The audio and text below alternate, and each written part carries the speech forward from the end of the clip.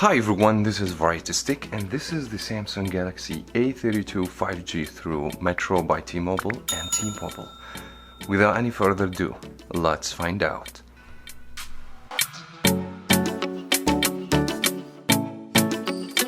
Well, let's kick off with the pricing because I know a lot of people are gonna ask for the price. The SRP value of the phone as of the time I'm making the video, and this could change by the future. $289 for the international or retail version of the phone. That's if it's 64GB model and 4GB of RAM. As you know, this phone comes with three different variants: 128 gigs with 6GB of RAM and 8GB of RAM, or 64GB of memory, which is the one I have right here, with 4GB of RAM.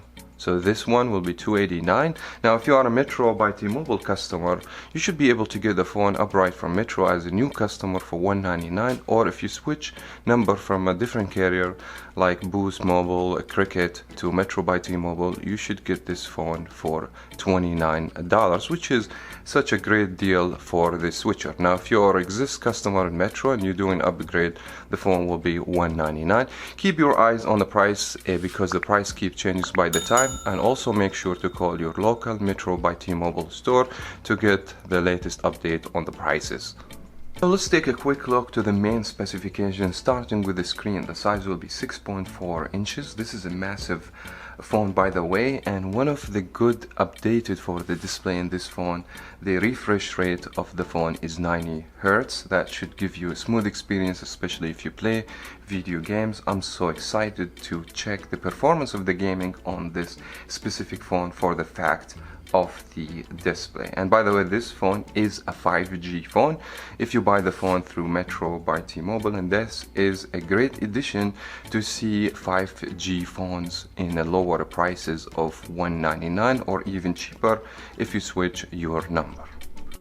Back to the display, the resolution will be 1080p, which is full high definition. Thanks Samsung for making phones with full high definition. I've been waited for affordable phones from Samsung with full high definition, so you have it with the A32. And the aspect ratio of the screen, it will be 20:9.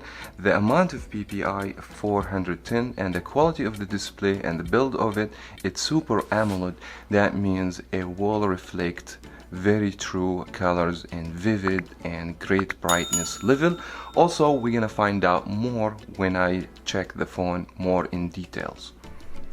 Now, for the internal hardware of the phone, as I mentioned before, Metro only has one variant, the 64GB for the memory, 4GB of RAM. And surprisingly, this time around, Samsung did the same thing with the A21 and used MediaTek Helio processor. It will be G80, not Exynos or Snapdragon, and I believe Samsung they went this route because it's much cheaper to them to make more affordable devices with 5G than using Exynos or Snapdragon, which will bring the cost more.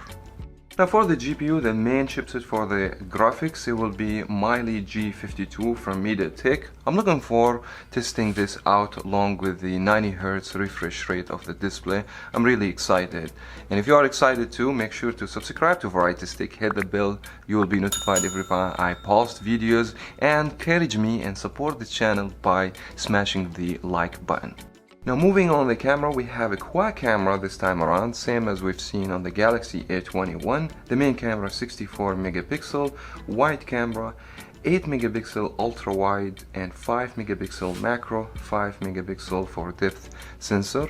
Also, I will provide sample test in this video, so you guys also stay tuned. And for the front camera, we have a 20 megapixel. Now, the battery in the phone will be non-removable, sealed in the back of the phone with size 5000 mAh. It looks very promising. 5000 should be standard for any phone in 2020 in my opinion. And the phone also supports C-type fast charging with 15 watt, which is gonna charge your phone from 0% to 100% within an hour and 45 minutes. Now let's go straight to the unboxing, have a look on the phone and the accessory itself. So let's go ahead and grab the knife and break the seals off. So the phone came in this box, which is very typical Samsung box. And something I have noticed, there is no Metro by T-Mobile logo or whatsoever on the phone. And then we're gonna see this little box right here. It must has just some the manual instructions over here. I'm not sure if the international variant is gonna come with the phone case. And here it comes, which is the phone. As I say, the phone like massive in the hands, still wrapped in the plastic. We're gonna come to this later, but I'm just gonna look what else we have right here. We have the SIM card to activate the phone with, and then we have the wall adapter, and as I say, it's 15 watts. Just everything looks like a standard. And we have the USB-C cable, which is a nice addition since we're talking about the Samsung Galaxy A21 Ultra. It doesn't even come with a wall brick anymore.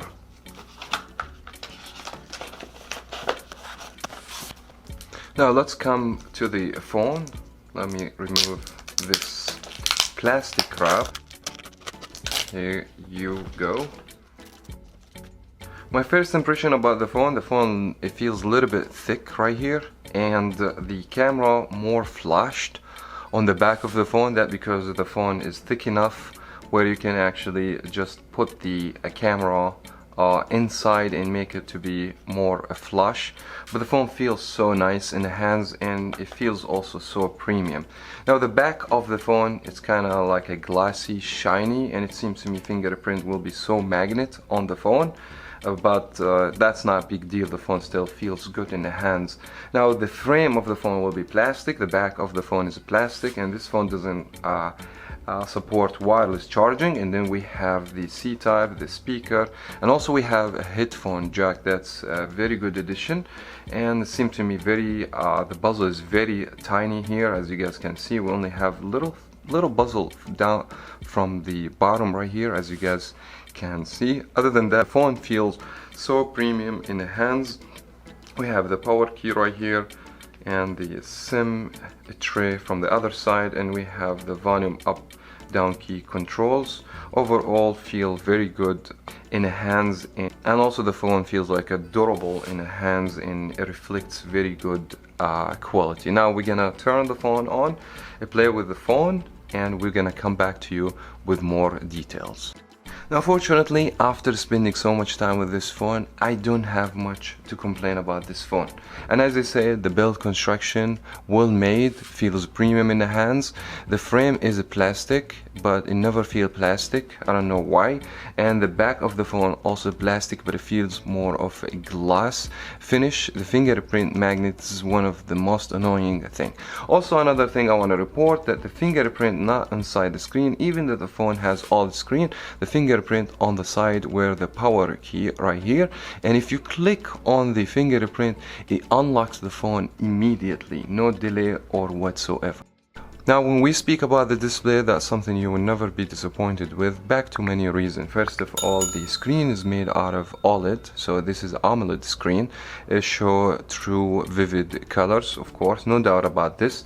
And also the screen has 90 Hz refresh rate, and honestly after trying it with some games and playing in the menu, the screen smooth like better. Also Samsung push high resolution, and they put so much PPI with 441 to give you overall a great experience for using the phone with the display. Now one of the things I normally like to highlight in my videos, it will be the quality of the speaker. And the phone has a speaker firing from the bottom, and maybe you guys, if you watch my videos, you know this is not my favorite location for the speaker. And unfortunately this time around this phone has only one speaker that fires from the bottom, so this is a mono speaker. But just to be fair with this phone, the quality of the speaker overall is decent, not the best of course, lack of the stereo speakers and another helper speaker, but generally speaking it was not bad experience. So let me go ahead and demonstrate that to you.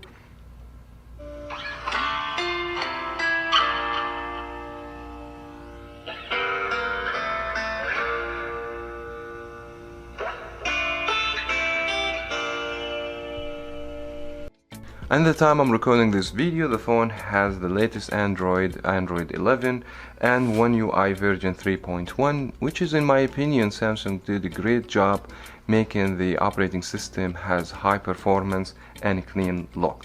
Now, if you guys are interested to see more in-depth video about the software, maybe the tips and tricks, please leave this in a comment below and I will be making dedicated video.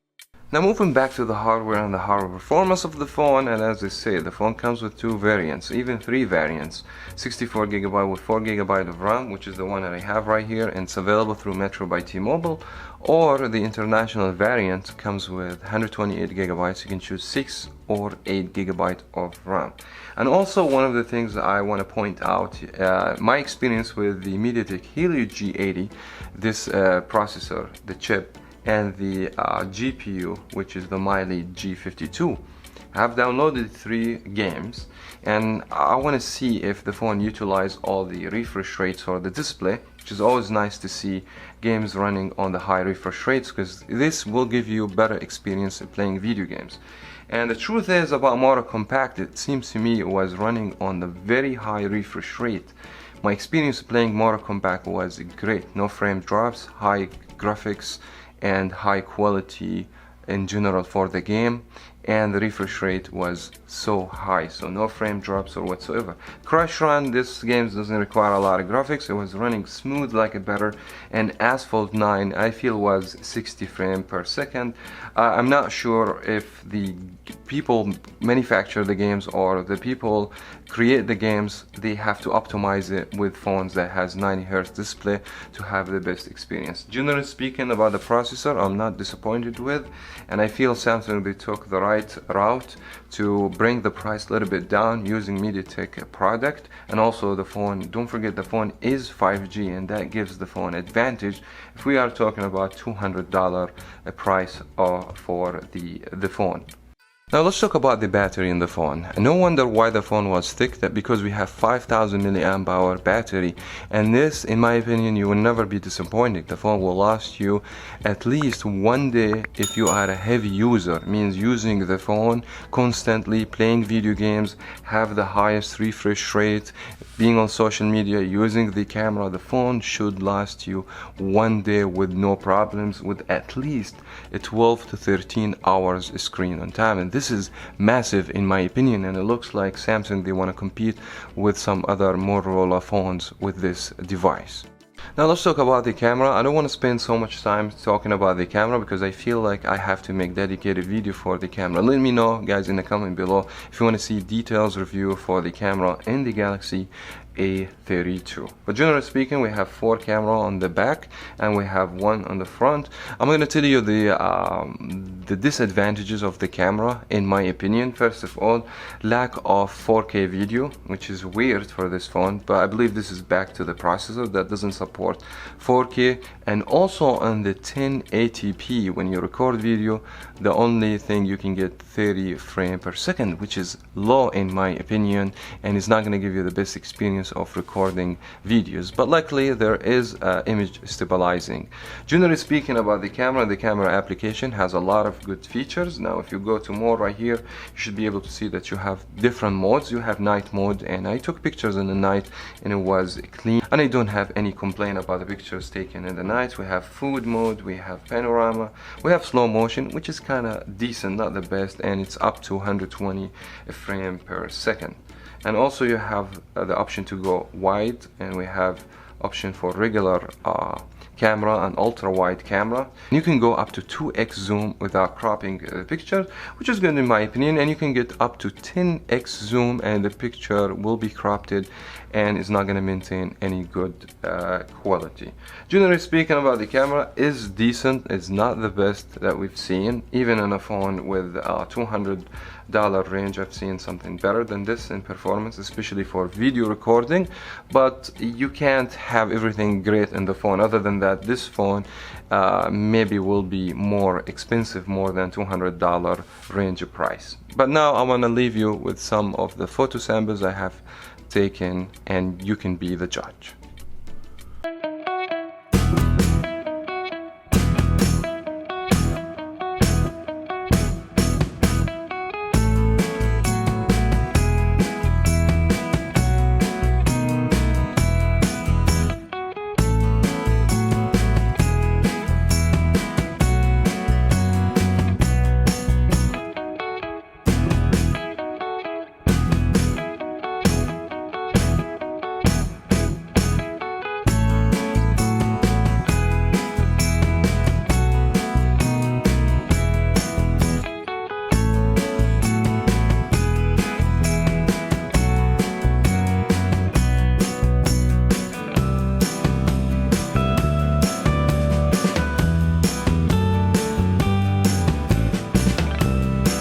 Now, generally speaking, this phone is a great fit for people on the budget, willing to spend $200, and they want to get 5G phone. You want to get great performance of the battery, great display, great performance of gaming, 98 Hz refresh rate. This is a great fit to them, no doubt about this, despite some of the facts that the phone lack of wireless charging or is not rated as waterproof, which is not big deal in my opinion, or maybe because you don't have metal frame or a glass back. This is considered minor in my opinion. It's not the core of the phone, but the core of the phone is great in my opinion. Do I recommend this phone? Absolutely yes, I do recommend it for the price of the phone. If you're willing to spend more, wait more, because I'm also willing to upload more videos about the Samsung Galaxy A52 and the Galaxy A12, which is going to be a lower model of the A32, and this will wraps it up for that video. I wish you guys enjoy watching this video.